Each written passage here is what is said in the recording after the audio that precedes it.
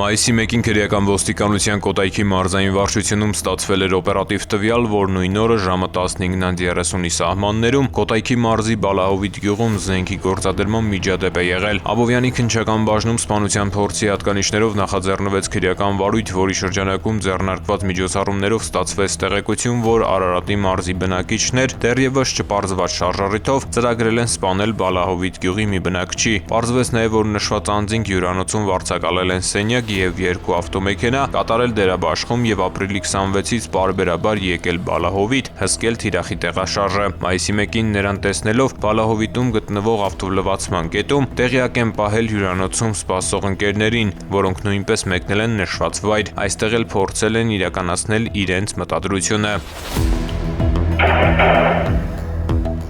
Չհասնելով նպատակին, նշված անձինք վարձակալած Նիսան և Ֆորդ Մագնիշի ավտոմեքենաներով դիմել են փախուստի։ Ձեռնարկված միջոցառումների արդյունքում 3 անձ հայտնաբերվել է, ձերբակալվել ու ներկայացվել վարույթն իրականացնող մարմին։ Օպերատիվ հետախուզական միջոցառումներն ու քննչական գործողությունները շարունակվում են։